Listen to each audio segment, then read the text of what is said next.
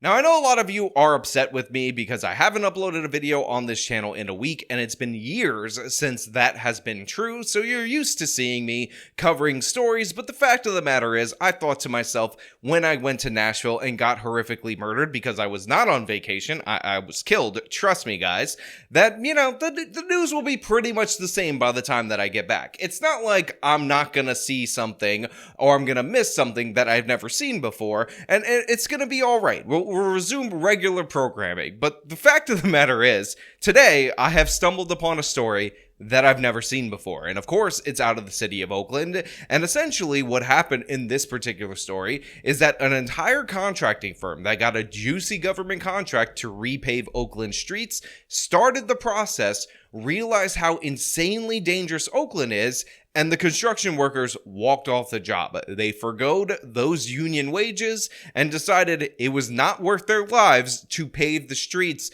in this amazing story out of Oakland, which really goes to show you the destructive nature of crime. Now, we're going to get into this, but before we do, I want to thank everybody who signed up over at actualjusticewarrior.com/join. Give me the money. Give me the money. Okay? Your support is greatly appreciated. Flying dirt, large potholes, and loose gravel. Tonight, East Oakland streets ripped up and abandoned after a construction crew walks right off the job, citing concerns for their own safety. So first of all, the headline right here is community frustration. As you can see, we have roads that are ripped up. Now, I absolutely hate when they do this in my city because it normally takes about a week, maybe 2 weeks or so for them to repair it. You can't park on the street, and it's really annoying and really inconvenient. But it turns out this particular part of Oakland, East Oakland, has had their streets ripped up like this for well over a month, and that is because these construction firms abandoned it because of the crime in this community. It's just in total disrepair right now. It's like I've never seen it before. Now, call me crazy, call me a conspiracy theorist, call me a whack job, nut job, insane person, but the fact that these people are frustrated with the construction company seems to be a little bit misplaced and misdirected. I mean, again, this is Alameda County. This is where Pamela Price is the district attorney who refuses to prosecute anyone for anything. This is where they have the woke mayor that defunded the police, even though prior to the defunding of the police, the Oakland PD, through increasing their numbers, had driven homicides down to under 100 for the first time in something like 50 years in the city of Oakland, but they decided to throw that all away in the name of St. George Floyd. Maybe they should be frustrated at them rather than the construction firm who realized how dangerous this neighborhood actually is and decided to forego money in order to flee said area. The city of Oakland is neglecting our communities. Now, this woman, to her credit, actually is blaming the city of Oakland for neglecting the residents, but again, it really is the Alameda County District Attorney's Office, the state of California, who again has all these criminal justice reforms instituted,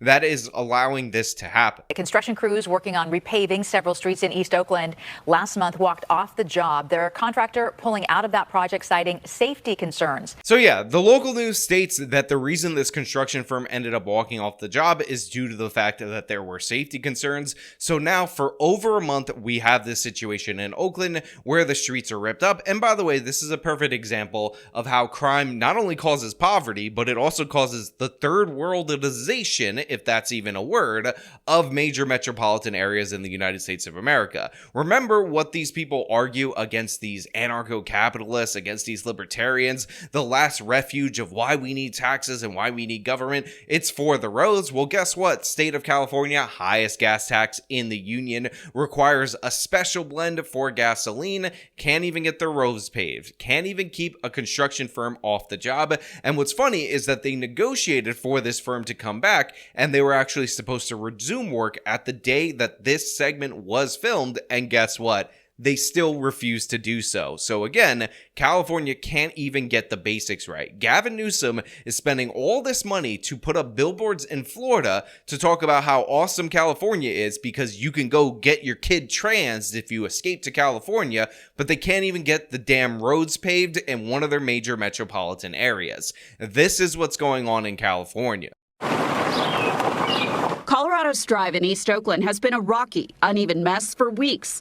Nearby streets are filled with giant potholes that look like craters, and cars are covered with dust. There are several signs posted citing upcoming construction, but neighbors say there's been no sign of any work since early May. So this is the breakdown of this situation right here. They end up tearing up these streets. You have massive potholes all over Oakland. Now, we actually talked about how in Southern California, people got so sick of this that they actually bought their own materials and started filling these potholes themselves because they were paying so much money with nails and all these things that go into their tires. But as the local news reports, there are these vague safety incidents that end up happening to these construction workers. Now, for those of you who are wondering what these incidents are, well, maybe the pothole ended up sinking and it was just something natural disastery. Maybe there was an earthquake. Maybe there was a lightning strike. Fear not, the local news actually has us covered, and you will find out that the safety issue is in fact with the community. The community in this area are horrible people, and of course they threaten violence and criminal action against these construction workers, thus showing you how the criminals are creating these third world conditions. Oakland Public Works confirmed to KTVU that 2 separate safety incidents involving workers on this project forced the contractor to pull out in May. One worker who told a driver to move his car for paving purposes had a gun pulled on him. Another was hit by a car. So the local news mentions these 2 particular incidents, and I want to take them in reverse order because I think it is absolutely crucial that we focus on the first one, but let me just knock the second one out of the way. Now, we don't know the circumstances on this worker who was hit by a car, but I'm assuming if you're working construction on the road, this is something that is more likely to happen. And even though it's horrible, and I wish them the best, and again, I don't know if they were actually intentionally ran over or anything like that, because this report doesn't make that clear, I would assume that's actually a risk affiliated with this particular job. But that first incident that they mentioned, where he asked somebody to move so that they could pave the damn road and then had a gun pulled on him, that's something unique. That's something that you don't sign up for as a contractor, although I guess maybe you do when you do it in the city of Oakland. And it's a perfect example of how, no, these criminals are not Aladdin. He didn't pull the gun on the construction worker to keep his parking space in order to feed his starving family. He did it because he's a thug, he's a criminal, he's destructive to society, and now all of these people have a jacked up road. They end up being covered in dust, nails in the tire, because one thug, one criminal decided that he was going to threaten the life of a construction worker rather than move his damn car. Aya, who didn't want to show her face on camera, said it's been difficult to get any answers from the city. They basically abandoned. The problem is they don't tell us anything. We call them almost every other day. It's not only inconvenience, it's dangerous. We have 3 spin-outs. I keep on getting sick because all this does. So first of all, I kind of want to laugh at this particular scene right here because we have this woman, Maya, who's talking about what's going on in her neighborhood. And believe me, I do feel bad for her. I feel terrible for her. She's talking about how she keeps getting sick because of all the dust in the air. But what I find funny about this is that the local news affiliate, the reporter on the scene, is fully masked up with one of those N95 masks or something that has filtration in order to prevent her from getting sick, while this woman appears to be wearing nothing. Also, she's not showing her face in this particular incident, and while I understand that she's upset, while she's hurt, while she's annoyed with the city, the fact of the matter is, you should be naming and shaming the criminal who pulled the gun on the construction worker, because why would I want to return to work here if somebody was threatening to kill me for actually doing the job? The problem is actually within the community right here, the criminality, and they can blame the city of Oakland, and for damn sure they deserve blame for going soft on these criminals, but the fact of the matter is, if I were a construction worker, it wouldn't be worth it for me to show up here. It would not be worth it for me to fix this particular area. It would not be worth it for me to solve the problems in this community, because there are deeper problems that this community refuses to solve themselves. Why isn't that guy's face being plastered on our screen? Why isn't he the face of this problem that they're facing right now in the city of Oakland? Why can't we see him? Why can't we hold him accountable? Why can't we show how that thug, that criminal, is the one, the agent of the destruction, the author of these people's peril? Because people don't have it within them right now in this moment in our current society to blame the criminal for the consequences of the crime. So now you have these health consequences. Now you have the dust in the area. Now you have the added expense of your tires getting jacked up. Believe me, I've driven over roads like this. I've dealt with the problems in my vehicle as a consequence of this, and nobody is linking it back to the criminality. Nobody's linking it it back to Pamela Price. Nobody's linking it back to the woke criminal justice system that was instituted in Oakland, the defunding of the police, the shortening of the staff of their police department. Everyone's just saying, you know, it's a road broken, city bad. I don't understand why. I guess we inhale dust, and thank God the local news comes with their masks so they don't have to inhale the dust that us riffraff have to deal with. Again, now maybe some of you out there in the audience might be saying that we should arrest Poverty, that Poverty was actually holding up the gun, that he wanted to shoot the construction worker in order to feed his starving family. So I will say, you know, he might be covered in dust, but if you guys find out the outfit that Poverty is wearing and you put that description in the comments, I will send it over to the Oakland police so that they can arrest Poverty as a consequence for this particular action right here. This, look. Danette Trousseau, who runs a home daycare, is worried about the safety of children. One neighbor showed us his parked car that was hit. Sherry Angarano also tried to get answers from Oakland officials. I spoke to the project manager that was listed on the public notice I received in March. He told me that the contractor suspended all work due to an unsafe work environment, and they would not continue work until the city of Oakland guaranteed a safe work environment. So here you have this lady who contacts the project manager. This person tells her exactly what's going on. The construction workers don't feel safe here. You have the incident with a gun being pulled. You have all these other different various problems in this particular area. And she's like, okay, I heard what happened. I understand. I'm going to direct my ire at the city because obviously they've let crime get out of control. And obviously what I'm saying right here is totally not true. This woman's going to go into full denial, and it's going to crack me up the way that she phrases this, or the way that it's phrased on the local news. Angarano said she's not worried about violent crime on her street where she's lived for 8 years, but the roads? It's really unsafe.